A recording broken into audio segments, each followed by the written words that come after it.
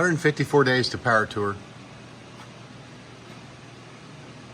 Those of you who know me know the significance of this locker and this tape. This does not tell the tale. There's a lot more on here. HVAC with a question mark. Understated. K-frame install. Not even close. Each one of these things are a list within a list. So there you go. I don't know why I keep doing this to myself. Glutton for punishment, I suppose. Maybe I enjoy it. I don't know. But anyway, I'm fine. Everything's fine. It's fine. At least the motor's in it. This is better than the last one when, at this point, I don't even think I had a motor plan. We're all good.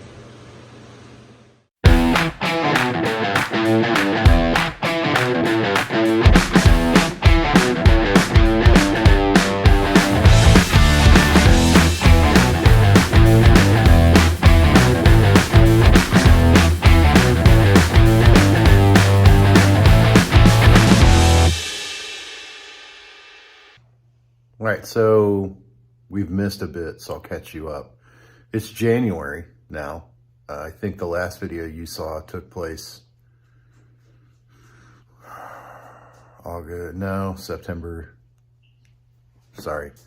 Anyway, life happens. And for various reasons, which you can kind of see going around in the background, I've been kind of busy, but I feel like you guys probably need an update. So here's an update on the D100. And let's get started on that.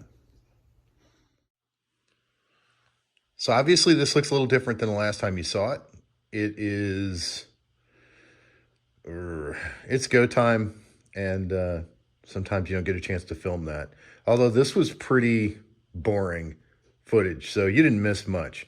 Ultimately, what you missed is me dropping the 5.9 and 46RE, which are still mated together, into places where they look like they grew, onto motor mounts that, quite frankly, were not a challenge.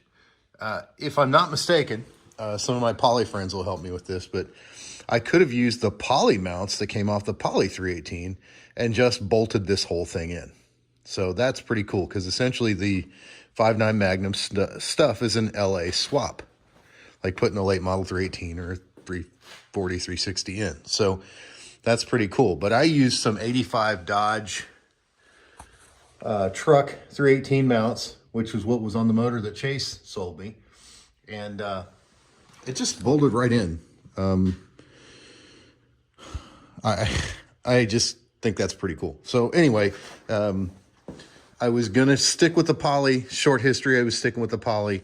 I liked it. It was cool. It's a great running motor. The problem was the aftermarket didn't really support it much. And quite frankly, for the money it took to get the things I got for the money I spent, this was a no-brainer. I got late model roller motor, overdrive, air conditioning, serpentine setup with EFI, and the entire truck it came in for $1,000. So it's just a tough, it's a tough swap to beat. Plus, based on some people that I ran into, I recognized pretty early that this is an easy swap.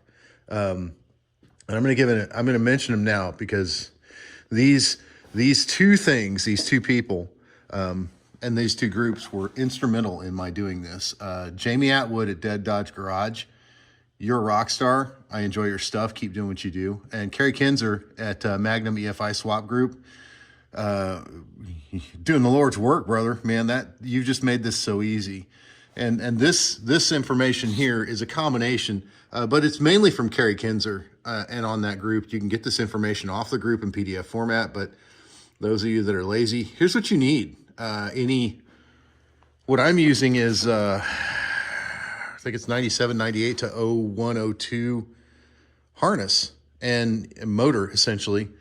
I won't get into the details because they switch around a little bit as to which, the 46RE, the electric transmission, and the 46RH, the hydraulic transmission, they change a bit around, but ultimately there's like 3 or 4 wires you gotta relay into this thing, and it works. You have to hack, obviously, you have to hack the factory loom, but based on these pins out of these 3 ports, you get this whole thing running like it did from the factory. Now, you're missing a lot of the bells and whistles, but the EFI and the overdrive and the transmission, they all work like a 2002 Ram that it came out of. So that's pretty hard to argue with for the money I spent. So that's going in, and this guy's going to be a long-haul cruiser very soon. Hopefully the motor is good. I think it was running, but that's the point. We're going to take that gamble right now. So the next in this order, we have to get this wiring harness dealt with, which you can see I broke it all out, and this is my process, blue tape. And we're going to wind up, we'll do the relays. I was going to keep the box that it came with, but I gutted the truck thinking I'd need all that. I don't. Based on what I learned after the fact, I don't. Although I really like the factory box setup, the problem with it is it's freaking huge.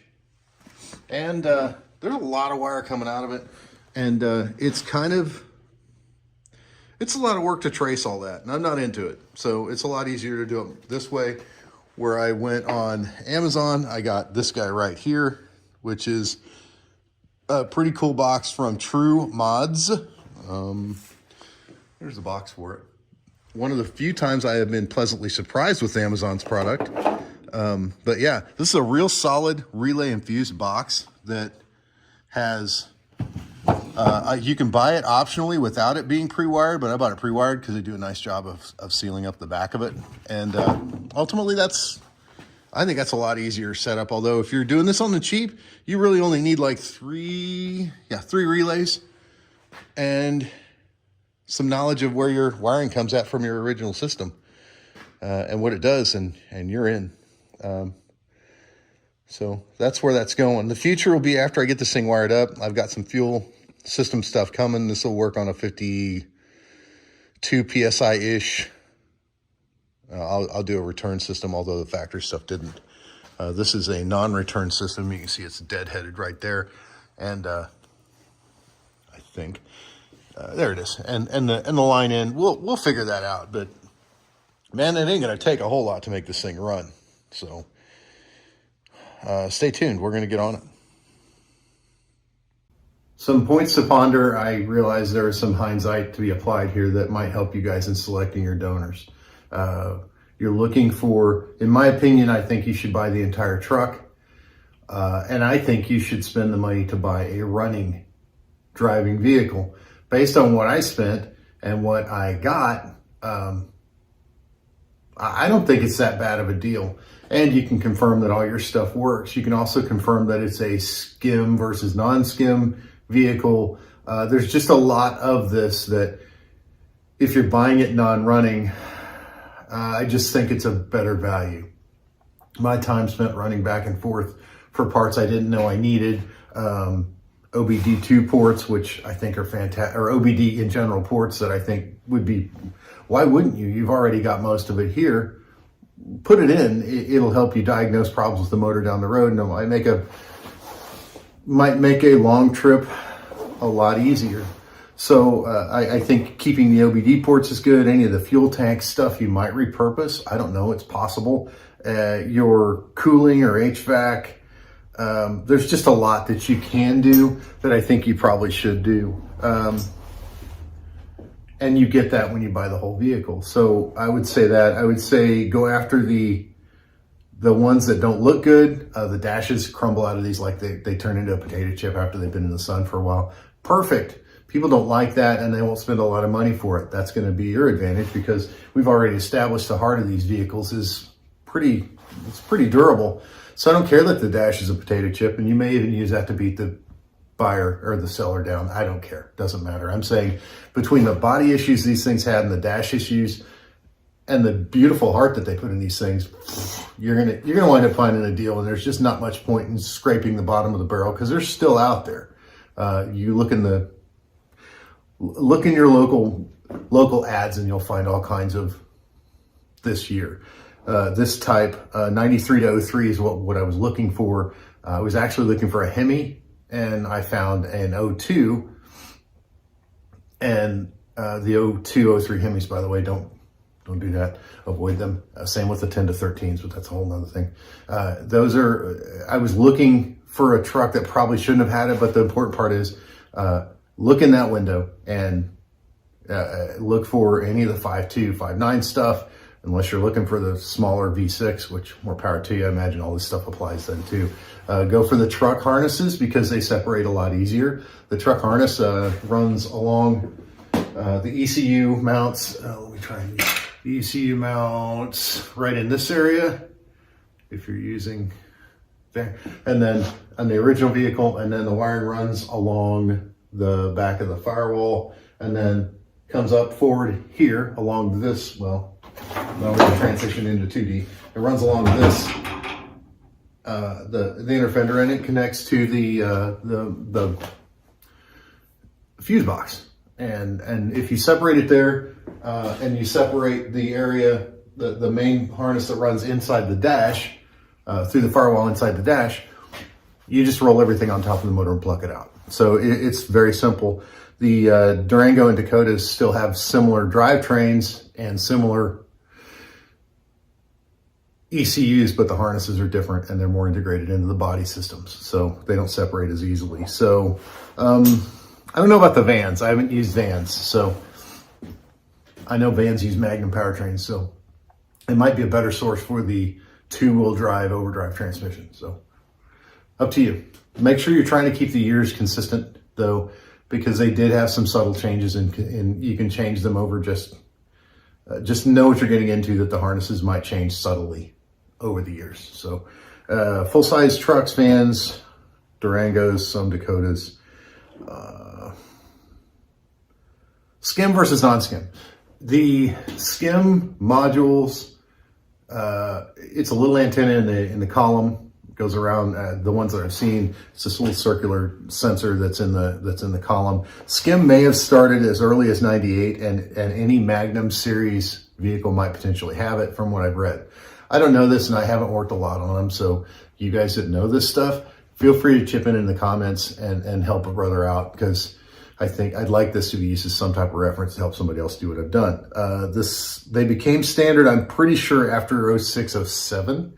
But the good, easy way of telling the difference, and this is another reason buying a whole vehicle is good for you, is if the key is skinny and black. It'll be the same shape as the Skim key, the teardrop gray key that Chrysler used, but it'll be black and skinny.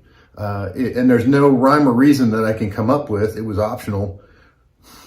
So 02 to 05, and then after 06, 07, it was more mandatory. So, and before that, you're pretty much in the clear. So the OBD stuff, notwithstanding, the key, if it's a black skinny key, then you're in the clear, and you can take any of this, wire it in, and it'll fire right up without having to transfer any of the hardware out of the column or have it reprogrammed. So if I've missed anything, please feel free to chip in. I'd like this to be a resource.